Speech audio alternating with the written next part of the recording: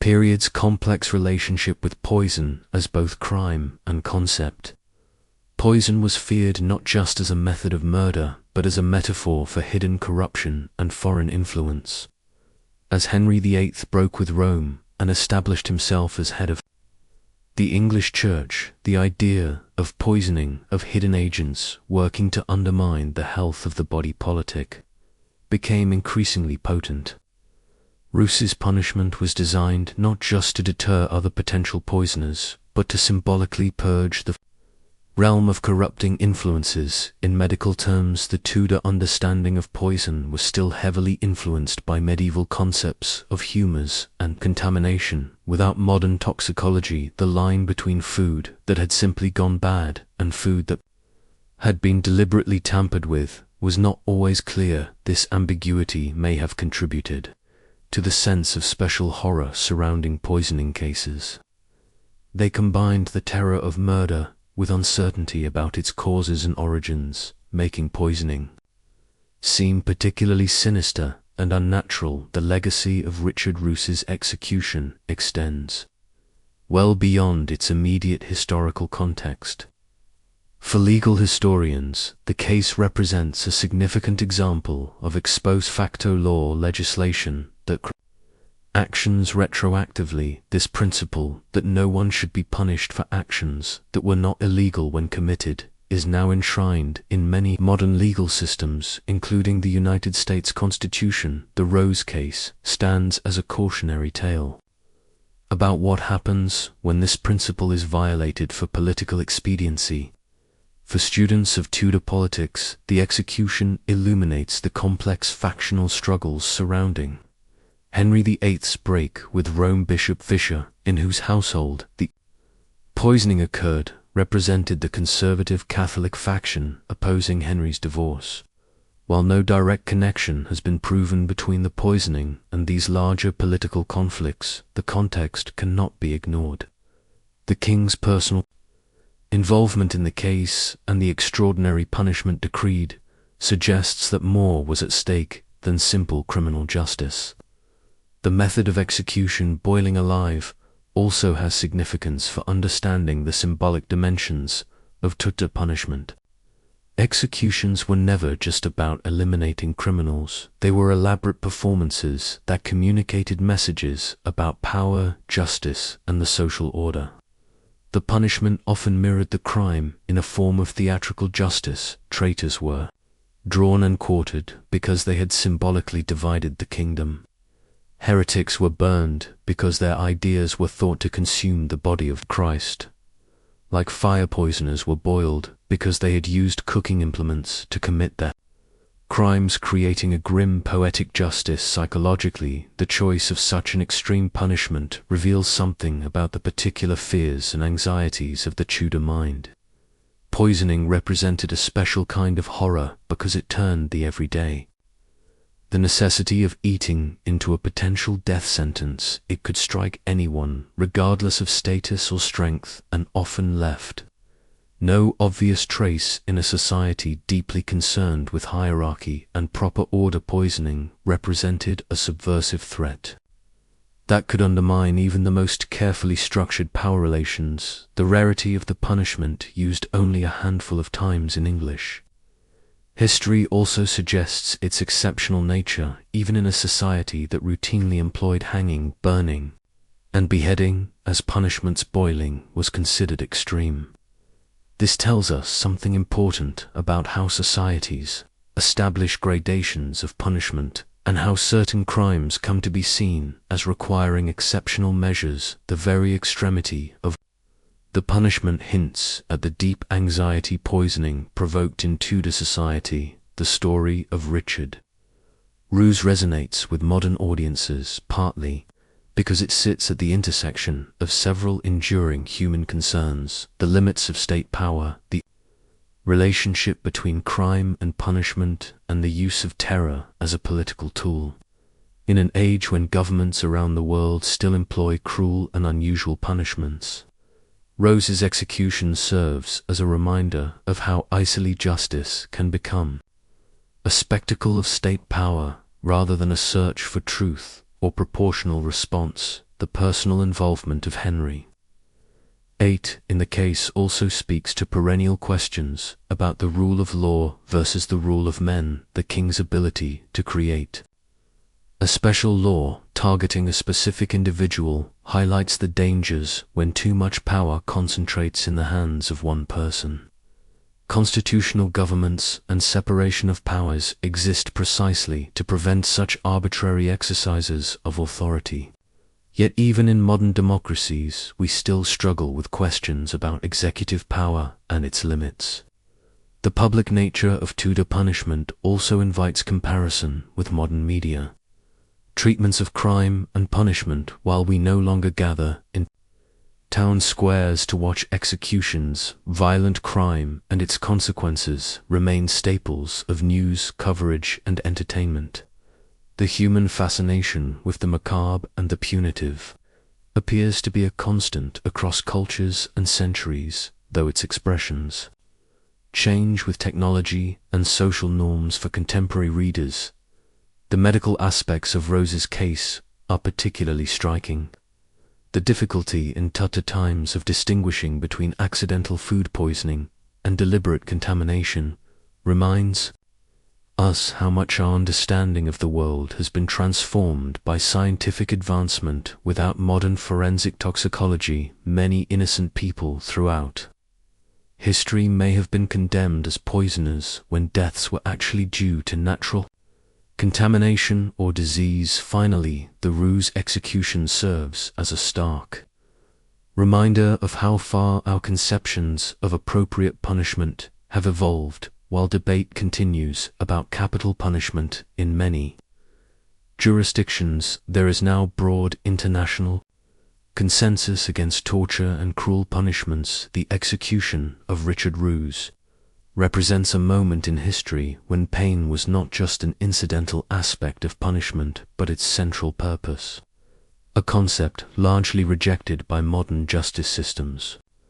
at least in principle, if not always in practice. As we conclude our examination of Richard Rose's execution, we're left with more questions than answers. Was he truly guilty of attempted murder?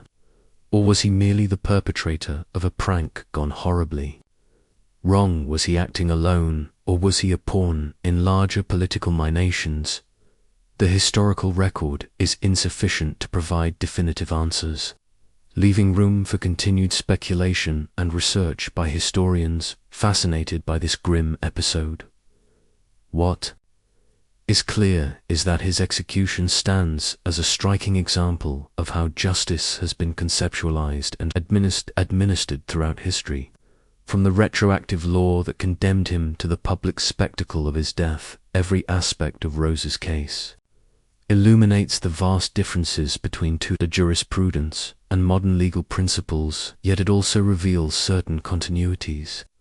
The use of punishment as communication, the relationship between crime and political power, and the human tendency to reserve special horror for crimes that subvert the ordinary and expected order of daily life. Henry VIII's England was a realm in transition, moving from medieval concepts of justice and kingship toward the more centralized state power that would characterize later periods. The Rose case, with its Parliamentary Act and royal intervention, represents an important step in this evolution.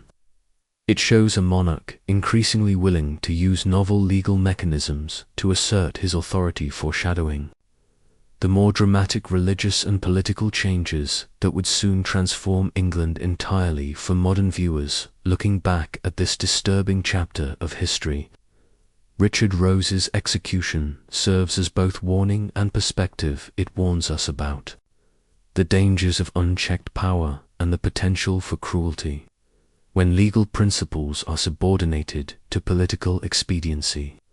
But it also provides perspective on our own era, reminding us how far we have come in our concepts of justice and human rights, while challenging us to recognize where we might still fall short of our ideals. The boiling cauldron at Smithfield has long since cooled, but the questions it raises about justice, power, and humanity continue to simmer through the centuries. Richard Roos, a man who might otherwise have been forgotten by history, instead became a symbol of an era's brutality and a case study in the evolution of punishment, his terrible end ordered by a king, whose name would become synonymous with tyrannical. Excess reminds us why the restraint of power and the protection of legal principles matter in every age, including our own. Application of the concept of poetic justice, and a demonstration that the king could not only take life, but could dictate the manner and meaning of death itself. The retroactive nature of the law was particularly troubling even by Tudor standards.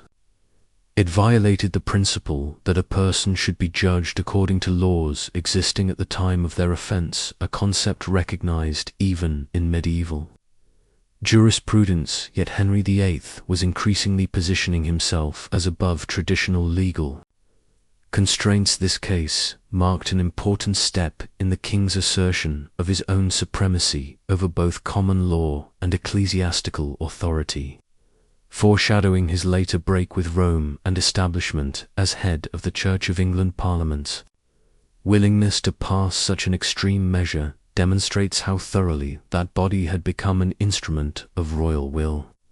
Although technically a legislative body representing the English people, by this point Parliament functioned largely to give legal form to the king's desires. Few dared to oppose Henry directly, particularly on matters where he had expressed strong personal interest. The poisoning case, with its implications for royal security and the security of prominent households, clearly fell into this category. The act itself was written in language that left no doubt about the king's view of poisoning as a crime of special depravity. It described poisoning as detestable and noted that it had been little heretofore seen in England, suggesting it was a foreign practice now infecting the realm. This xenophobic undertone was typical of Tudor rhetoric, which often portrayed England as a virtuous nation threatened by corrupting outside influences.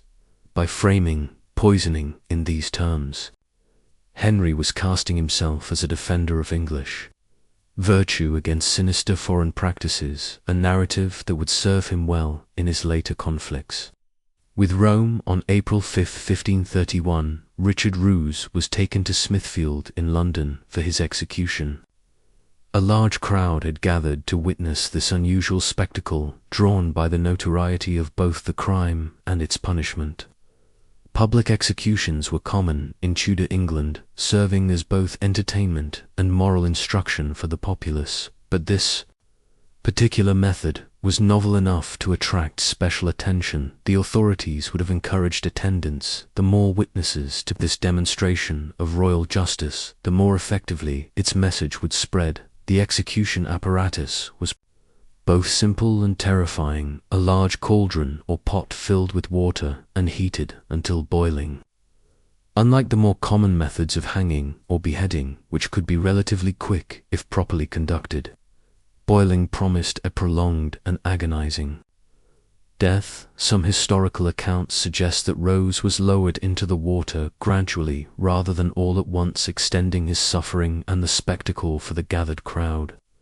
Whether this was done by a mechanical device or by executioners using ropes is unclear from the historical record. Contemporary accounts of the execution are sparse, but indicate that Rose suffered tremendously.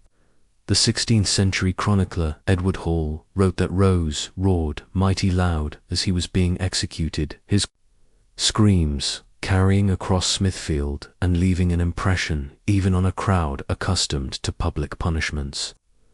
The physical effects would have been horrific: scalding water, causing immediate and extensive burns, leading to shock and eventually death, from a combination of pain, heart failure, and internal injuries as the boiling water damaged tissues throughout the body.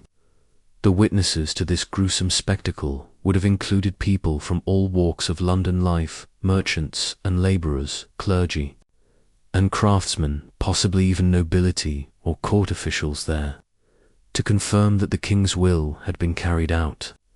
Their reactions are not recorded in detail, but even in a society far more accustomed to public violence, than our own. This execution stood out for its cruelty. It was intended to shock and terrify, and by all accounts it succeeded. After death, Rose's body would have presented a grotesque sight, with skin blistered and peeling tissues partially cooked. What was done with his remains after the execution is not well documented. Common criminals' bodies were often denied proper burial, sometimes left on display as a warning or given to medical schools for anatomical study as a traitor. Rose's body might have been subjected to further indignities, though the specific post-mortem treatment is not clear from historical sources. The execution of Richard Roos cast a long shadow over Tudor England. In the immediate aftermath, the Act for Poisoning remained on the books, establishing a precedent that poisoning was a crime of special magnitude deserving extraordinary punishment. While Roos was the first person executed by boiling under Henry VIII's law, he would not be the last. Historical records indicate that at least one woman, Margaret Davy, was boiled alive in 1542 for poisoning under the same statute, showing that the punishment was not a one-time spectacle, but an established, if rarely used, part of Tudor penal practice. For Bishop John Fraser, whose household had been the target of the poisoning, the incident added another layer of danger to his already precarious position. Fisher continued to oppose Henry's break with Rome and his divorce from Catherine of Aragon, a stance that would eventually lead to his beheading in 1535 after refusing to accept the Act of Supremacy.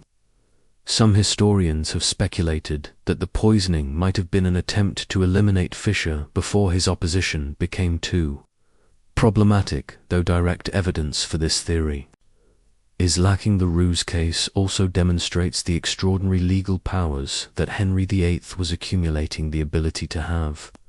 Parliament pass retroactive legislation targeting a specific individual showed how thoroughly traditional legal protections had eroded under Henry's rule. This pattern would continue and accelerate throughout the 1530s as Henry used parliamentary acts to reshape both religious and secular law according to his will, culminating in his break with Rome and establishment as supreme head of the Church of England. Public reaction to the execution is difficult to gauge precisely due to the limited nature of surviving records.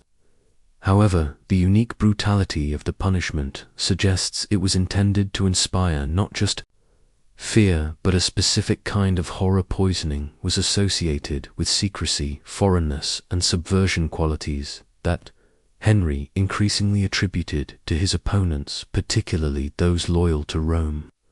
By punishing poisoning so spectacularly, Henry was symbolically asserting his power over all hidden threats to his authority. Internationally, the execution likely contributed to Henry's growing reputation for ruthlessness. European ambassadors regularly reported back to their courts about developments in England, and such an unusual punishment would certainly have been noteworthy. As Henry's break with Rome progressed, his willingness to use extreme methods against those he perceived as enemies became an important part of how he was viewed by both allies and opponents abroad. The practice of execution by boiling did not long outlive Henry VIII. His son Edward V, repealed the boiling statute in 1547. Just 1 year after Henry's death, this change came as part of a broader revision of English treason law, which had grown unwieldy and excessive during Henry's reign, while Edward's government was not necessarily more merciful overall. Religious persecution continued, albeit with different targets. There seems to have been recognition that some of Henry's innovations in punishment had gone too far. The repeal of the boiling statute reflects changing sensibilities about appropriate punishment, even in an era we would still consider extremely harsh by modern standards. While executions remained public and often gruesome throughout the Tudor and Stuart periods, certain methods came to be seen as excessive or uncivilized. The evolution of punishment methods tells us something important about how societies draw and redraw the lines between acceptable and unacceptable violence, even when operating within frameworks that accepted state-sanctioned killing as normal. For modern historians, the case of Richard. Imagine being lowered into a cauldron of boiling water, your skin blistering, your screams echoing off stone walls. As spectators watch in horror and fascination, this wasn't a nightmare or a scene from some medieval fiction. It was the grim reality. For Richard Roos in 1531, his execution remains one of history's most shocking examples of judicial cruelty ordered not by some barbaric warlord, but by one of England's most famous monarchs, King Henry VIII. The method was not chosen for spectacle, but as a specific form of justice that reflected the unique tensions and fears of Tudor England. The execution of Richard Roos is more than just a gruesome historical footnote. It represents the intersection of politics, religion, and the brutal exercise of royal power during a pivotal moment in English history. Henry VIII's England was a realm in transition, where the king's will was becoming supreme and where acts considered treasonous were met with increasingly horrific punishments. But why would boiling alive be deemed appropriate for anyone, especially a simple cook? What could this man have possibly done to warrant such an extreme sentence? To understand this dark chapter of history, we must journey back to a time when justice was often public, painful, and designed not just to punish the individual, but to send a message to all who might dare defy the crown. The tale of Richard Roos offers us a window into the Tudor mind, where crime and punishment operated under principles far removed from our modern understanding of justice. His story serves as a stark reminder of how far our legal systems have evolved, and perhaps how thin the veneer of civilization truly is. As we delve into this disturbing account, we'll explore not just how Roos died, but why his death was deemed necessary by one of history's most powerful kings. We'll examine the political climate, the religious tensions, and the personal motivations that culminated in a punishment so severe that it would eventually be outlawed even in an era known for its cruelty. This is not simply a tale of horror. It's a lesson in power, fear, and the terrible consequences when both are wielded without mercy. The year was 1531, and the pot was literally about to boil over. In Tudor England, King Henry VIII, not yet the corpulent tyrant of his later years, but already showing signs of the ruthlessness that would define his reign, was about to make an example of a royal cook in a way that would shock even his contemporaries. The simmering water in Smithfield, London, would soon become the instrument of one of history's most notorious executions, one that would stand as a grim testament to the extraordinary powers of England's most infamous monarch. To understand the full horror of Richard Roos's execution, we must first understand the world in which it took place. England in the early 1530s was a powder keg of religious and political tension.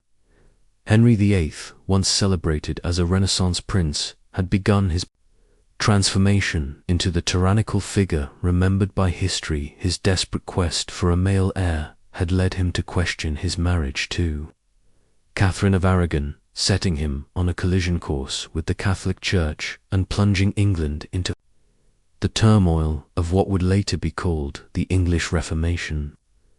This was a time when the king's supremacy was being asserted with unprecedented force. Parliament had become a tool of royal power rather than a check on it. Laws were being rewritten to accommodate the king's desires, and those who stood in his way faced increasingly dire consequences. The old medieval order was crumbling, and in its place was rising a new concept of an all-powerful monarch, answerable only to God, and increasingly interpreting God's will as identical to his own. Religious anxiety permeated every aspect of Tudor life. The The spectre of heresy loomed large, with both traditional Catholics and emerging Protestant factions viewing each other with suspicion and fear. Poisoning particularly carried special horror in the Tudor mind, seen not just as murder, but as a particularly treacherous and cowardly form of it, one associated with women, foreigners, and those too weak to confront their enemies openly. In a world where the king's body was considered sacred and semi-divine, any attack on the royal household through poison was viewed as not just a crime, but a sacrilege. London itself was a city of stark contrasts. Magnificent royal palaces stood not far from squalid slums, and the glittering pageantry of court life existed alongside public executions that drew crowds as large as any festival. Smithfield, where Roos would meet his end, was already established as a place of punishment, particularly for religious dissenters who had been burned at the stake there. It was a place where the power of the state was demonstrated in the most visceral way possible, a theatre of justice where the condemned served as both cautionary example and public entertainment. In this volatile environment, the role of food taster or cook was one of surprising significance. Those who prepared meals for the powerful literally held their lives in their hands. The royal cook was a position of trust and consequently betrayal. By such a person was seen as particularly heinous. Richard Roos served in the household of John Fisher, Bishop of Rochester, a man who would later become a saint, but who was already walking a dangerous line. As one of Queen Catherine's most outspoken defenders against Henry's desire for annulment, Richard Roos was not a figure of historical significance until the incident that would lead to his execution. He was a cook in the employ of Bishop John Fisher, one of the most respected religious figures in England, and crucially a staunch supporter of Catherine of Aragon in her dispute with Henry VIII. Fisher had openly opposed the king's attempts to annul his marriage, making him a thorn in Henry's side during a period when the king was growing increasingly intolerant of opposition. The event that sealed Rose's fate occurred on February 18, 1531, when several people in Bishop Fisher's household fell seriously ill after consuming porridge that Rose had prepared to individuals. A man named Bennet, Serwyn, and an unnamed poor woman who had been fed from the household's charity died. As a result, Bishop Fisher himself, who had reportedly eaten only a small amount of the porridge, became violently ill but survived the immediate suspicion was poison, and Rose was quickly identified as the culprit when questioned. Rose allegedly admitted to adding a substance to the porridge, but claimed it was meant as a prank, a laxative intended to cause discomfort rather than death. This explanation did little to help his case, whether he intended murder or merely mischief. Tampering with food in a prominent household, particularly one with connections to the royal court, was viewed with the utmost seriousness in an age before modern medicine. The line between harmful prank and deadly poisoning was perilously thin. The political implications of the incident were impossible to ignore. Bishop Fisher was not just any cleric, but a significant political opponent of the king's policies. While no direct evidence linked Rose's actions to any plot against Fisher specifically, the timing was suspicious enough to raise questions about whether the cook might have been acting on someone else's orders. Was this a bungled assassination attempt, a warning, or truly just a prank gone horribly wrong? These questions still puzzle historians today. What is clear is that Henry VIII took a personal interest in the case. The king had been gradually consolidating power, working to bring both the church and the legal system under his direct control. The poisoning case presented an opportunity to demonstrate royal authority and to circumvent normal legal procedures in a way that would set a powerful precedent. Rather than allowing Roast to be tried through ordinary legal channels, Henry would take the extraordinary step of making the cook's punishment a matter of parliamentary law. Henry VIII's response to the poisoning was swift and unprecedented. Rather than allowing ruse to be tried through normal judicial processes, the king took the extraordinary step of having Parliament pass a special act specifically to address this case.